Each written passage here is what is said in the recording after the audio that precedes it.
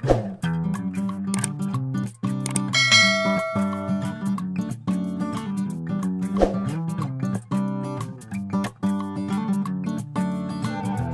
okay mga paps, musta pala? Ngayong araw pala, samahan nyo kung mag-change oil nitong Toyota Fortuner na gas engine, okay? So simulan na natin to mga paps. So okay mga paps, ito yung gagamitin ko lang is para dito. So sa Toyota Fortuner na 2TR FE, ang capacity nito ay 5.6 liters. Okay, so sa iba mas mataas pa, sa diesel mas mataas pa. So ang binili ko, 6 lang.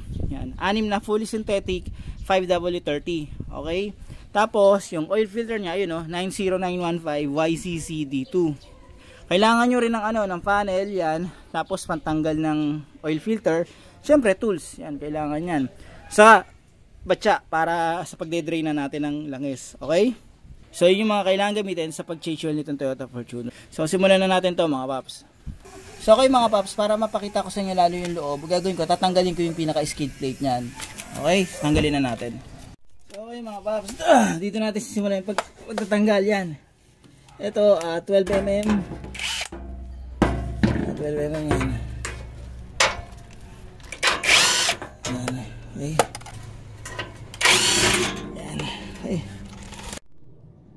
So ang next natin, meron yan dito, saka dito sa kabila. Okay. So bariling ko lang yan.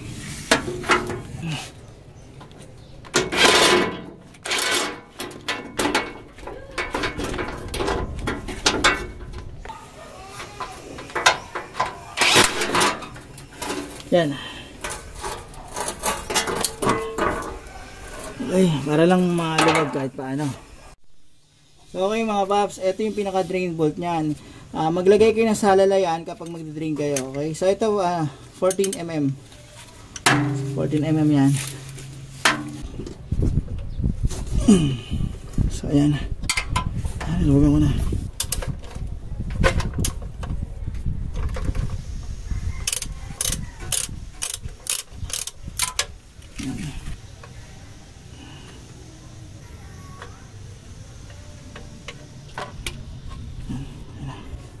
Ngayon, bubuksan ko yung sa taas para mas mabilis ma-drain yan.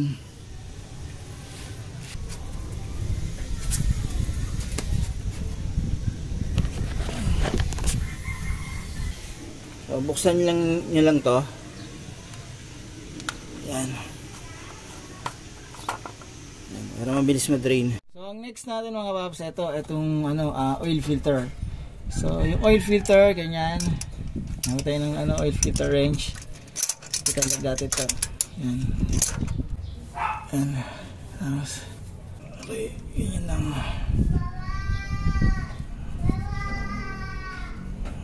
Yan.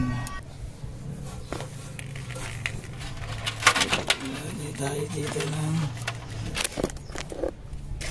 So, yun na siya mga paps. Natanggal na yung filter. Okay. So okay mga paps, na-drain ko na yan, natanggal ko na yung oil filter. Ngayon magpapalit na ako ng bagong oil filter. Okay, so yun, patak-patak na lang yun eh. Maglalagay lang ako ng konti yan. So dito na maglalagay sa labi lang.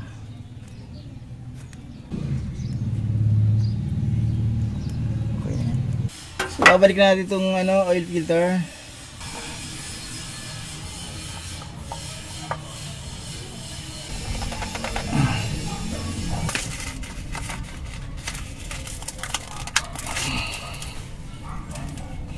So pag kabit na natin yan, oil filter, tapos na-drain na natin talaga to, pwede na natin ibalik yung pinaka-drain plug nya. Yung drain plug ko, napansin ko walang copper. So hindi ako nakabili ng ng copper washer eh. So lalagay muna ako ng Beta Gray pansamantala. Okay, pansamantala lang to mga paps, pansamantala lang. Ito pansamantala lang to kasi wala akong copper washer. Papat ako sa susunod. Ito, tamang higpit lang mga paps. Lalagay ko na lang yung torque specs dito sa video. Yan, okay na to. Sapat na yan. So okay mga paps, magsasalin na ako nito. Yan. So ang capacity nito ay 5.6 liters. Okay, so sa ibang Fortuner umaabot ng 6 to 7 liters. Okay, so dito 5.6 liters lang to.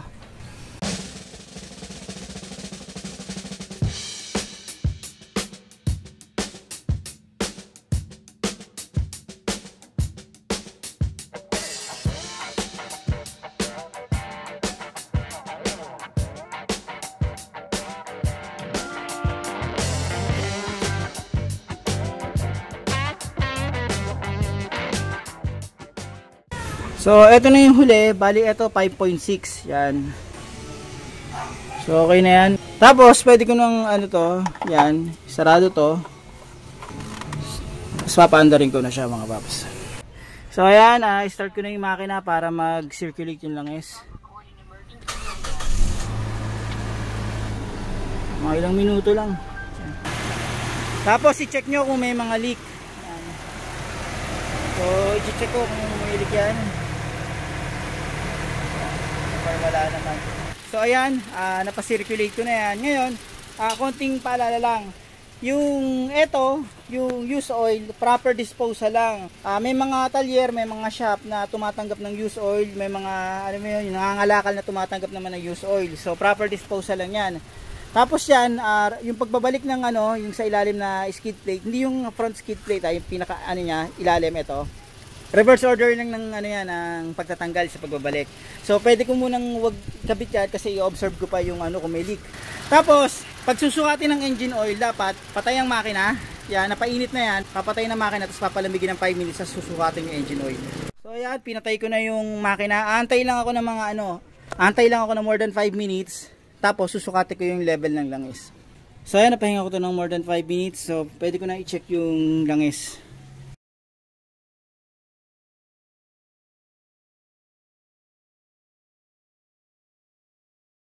So, ayan siya. So, hindi ko na kung napapansin nyo. Ayan. Nandun siya. Mababa lang ng konti sa may tuldok. Ayan. Ayun o. Ayan. Ayun o. Ayun nakita nyo. Ayan. Okay. So, paano mga paps? Hanggang dito na lang yung video ko. Sana kahit paano, itong video na to, nakatulong to in case na mag-change oil kayo ng Toyota Fortuner 2TR FE engine. So, itong proseso na to, halos same lang din naman sa iba. Halos same lang din sa Innova at saka sa Hilux. Yun nga lang, kahit 2TR sila, pare-parang 2TR, i-check nyo pa rin yung oil capacity para sigurado. Okay, so ito 5.6, sa ibang Fortuner umaabot ng 6 to 7 liters. Lalo na pag diesel, yung D4D. So, i-double check nyo pa rin para sigurado. Paano mga paps, huwag nyo kalimutan i-like at subscribe ang channel ko para makagawa pa ako ng ganitong basic na video. Huwag nyo rin kalimutan i-hit ang notification bell para updated kayo sa video na ginagawa ko. Paano mga paps, maraming salamat sa inyo.